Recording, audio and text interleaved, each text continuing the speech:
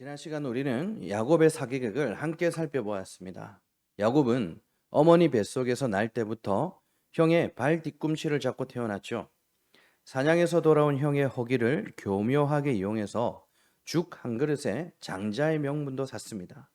야곱은 하나님께서 약속하신 큰 자가 어린 자를 섬기리라는 말씀을 온전히 믿지 못했던 것이죠. 결국 아버지 이삭을 속이고 에서도 속입니다. 자기가 원하는 대로 됐어요. 그래서 야곱은 어떻게 되었습니까? 잘 먹고 잘 살았나요? 자신의 계획대로 됐을까요? 아니죠. 형 에서를 피해 야반 도주하는 비참한 도망자 신체가 되었어요. 자신을 지극히 사랑했던 어머니를 떠나 도망자 신세가 되었던 것이죠. 날이 저물었어요. 흙먼지 투성이가 된 채로 길바닥을 굴러다니는 돌덩이 하나를 베개 삼아 잠을 자게 됩니다. 자신이 생각했던 것과 다르게 흘러가는 지금의 상황 때문에 많이 불안했겠죠. 장자의 축복을 받았는데 도망이다니. 이게 뭐지? 이런 생각이 많았을 거예요.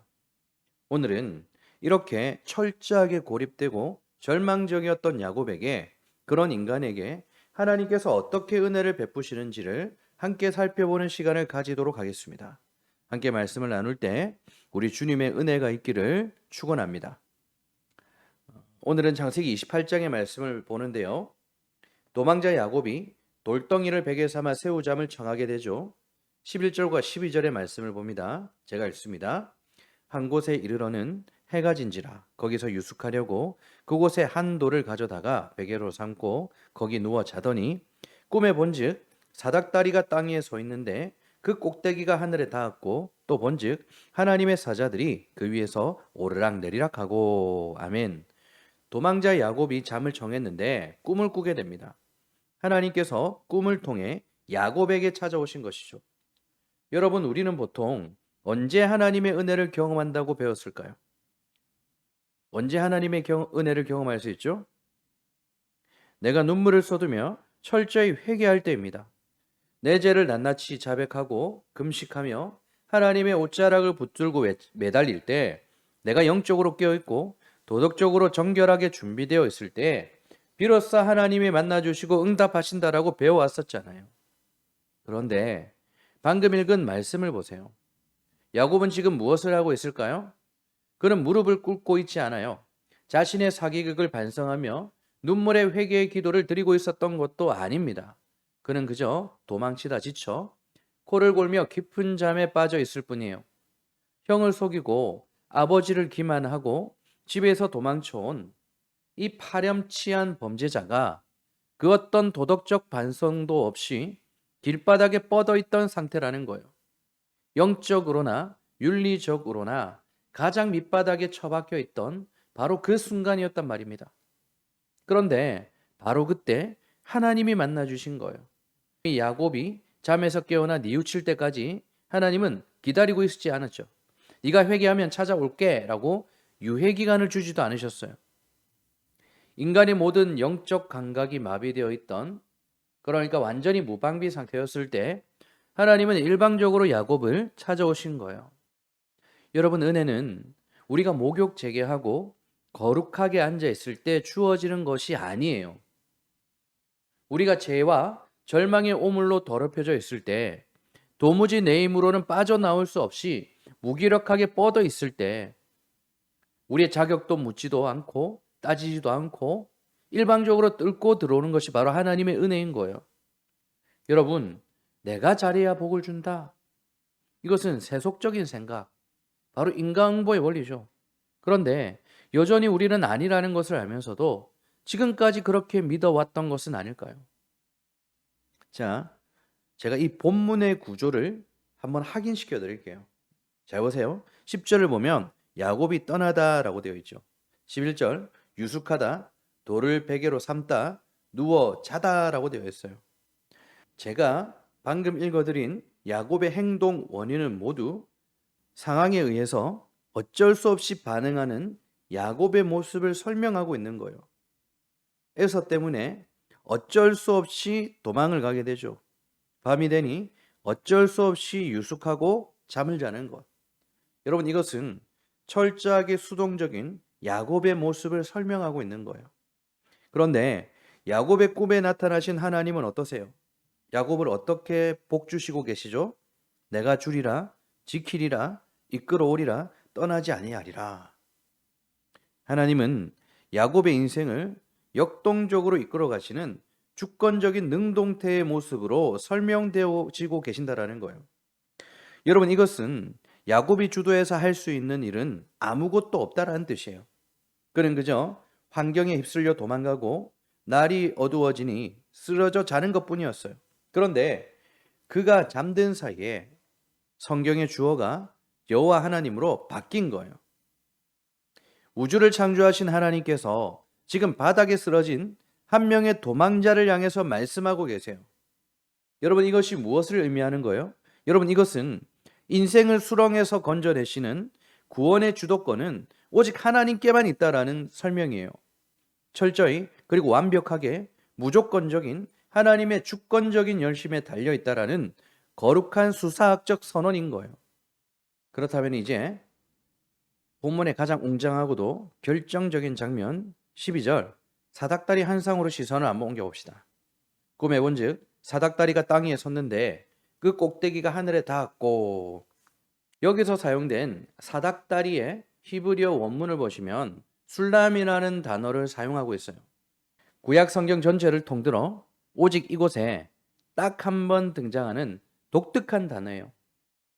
여러분, 술람은요, 우리가 생각하는 사다리가 아니에요.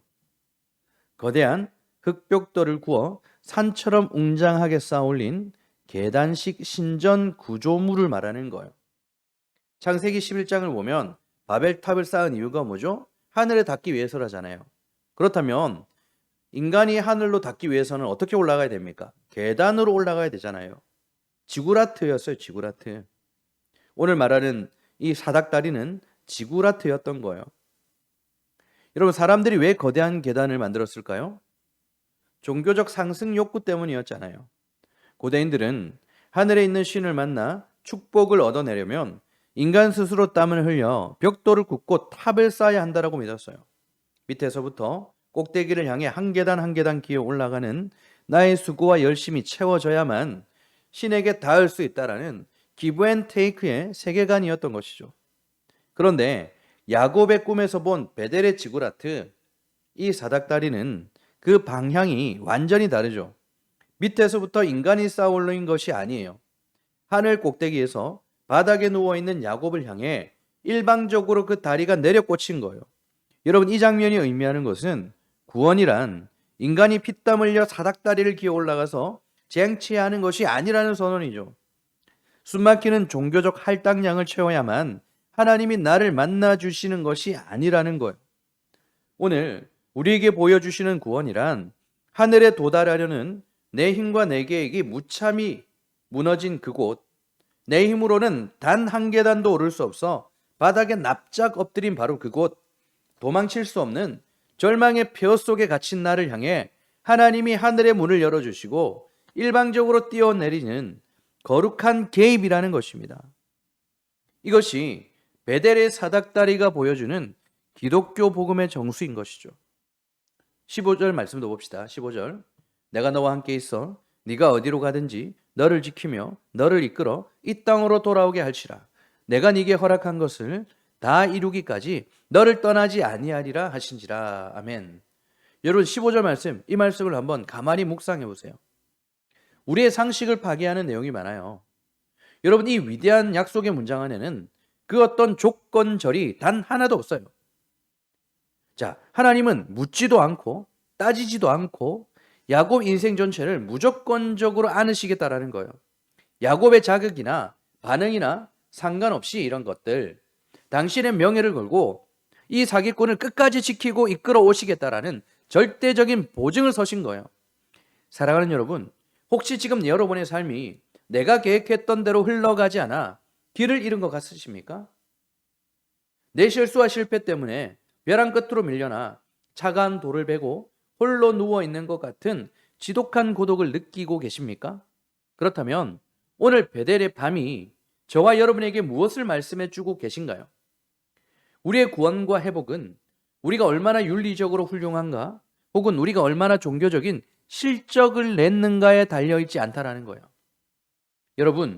여러분이 자격이 없어서 여러분이 실패해서 넘어져 있는 바로 그곳이 하나님께서 만나주시는 베델이라는 것입니다. 할렐루야. 여러분, 우주를 창조하신 하나님의 그 압도적이고 일방적인 은혜가 야곱의 삶을 덮쳤어요. 자격 없는 자를 향한 거룩한 침공, 이 엄청난 은혜를 경험하고 야곱이 잠에서 깨었죠. 그의 가슴은 터질 듯이 뛰었을 거예요. 그래서 이렇게 외칩니다. 여호와께서 과연 여기 계시거늘 내가 알지 못하였다.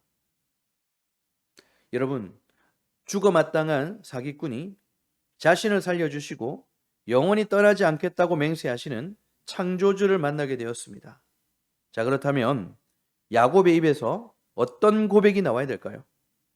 주님, 제가 죄인입니다.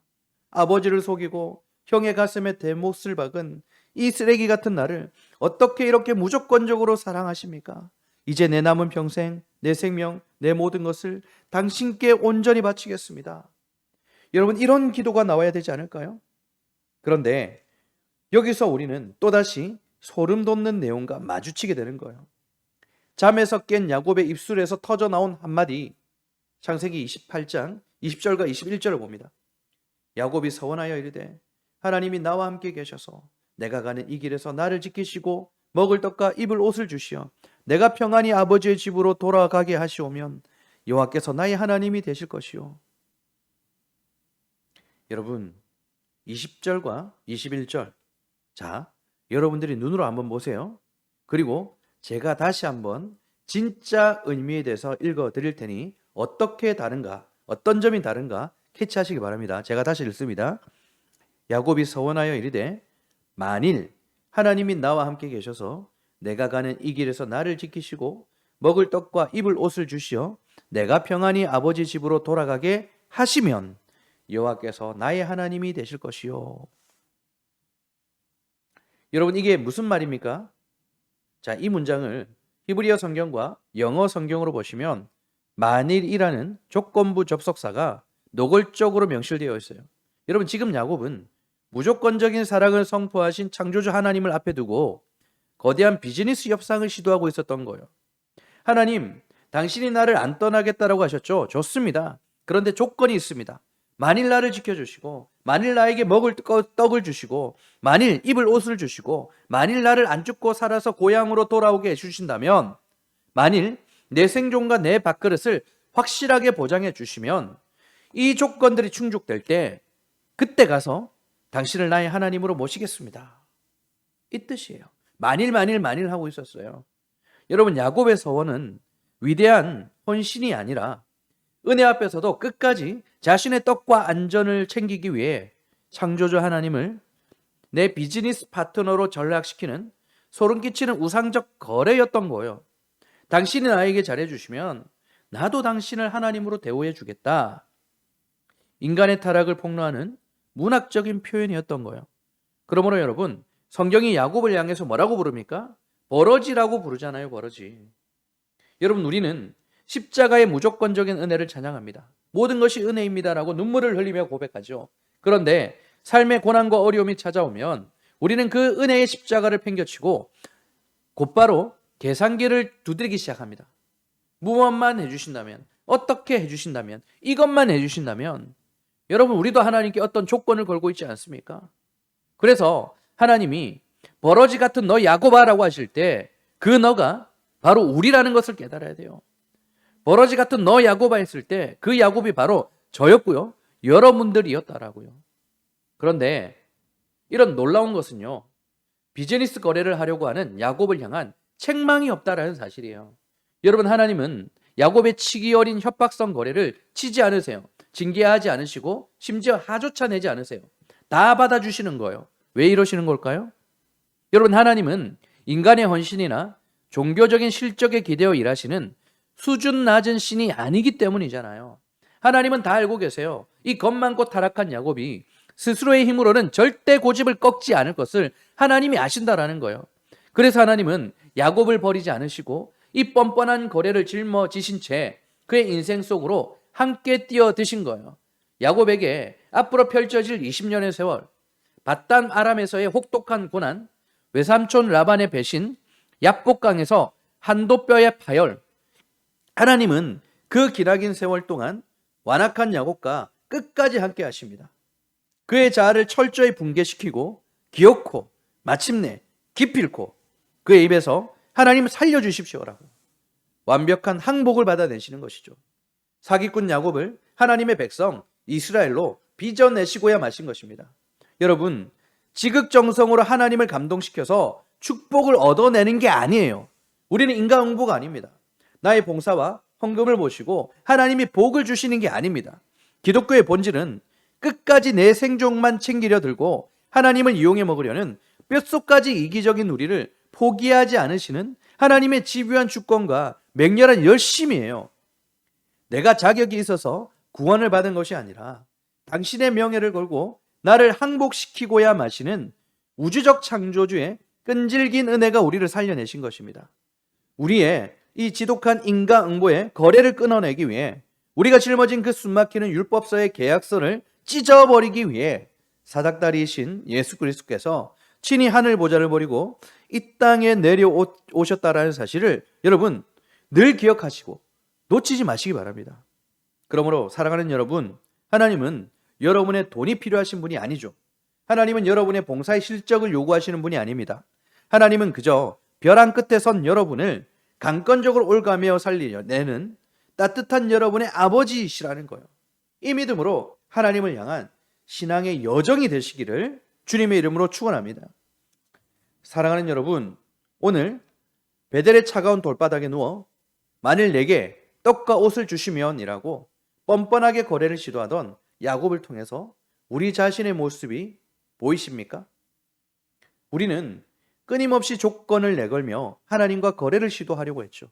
그러나 우리 하나님은 우리의 그 이기적인 속내를 다 아시면서도 우리를 버리지 않으셨어요. 오히려 하늘 보좌를 버리시고 예수 그리스도라는 사닥다리가 되셔서 이 지옥 같은 우리의 현실 밑바닥으로 친히 뛰어내리셨던 거예요. 여러분, 우리 하나님은 여러분의 조건부 헌신을 담보로 잡고 일하시는 분이 아니세요. 하나님은 그저 아무 조건 없이 여러분의 무너진 삶 한가운데로 돌진해 들어오시는 진짜 아버지세요. 사랑하시니까요. 진짜 아버지의 은혜가 오늘 저와 여러분의 모든 절망을 삼키고 새로운 생명으로 빚어낼 수 있기를 우리 주님의 이름으로 간절히 축원합니다. 우리 함께 말씀을 기억하며 기도하는 시간을 가지도록 하십시다.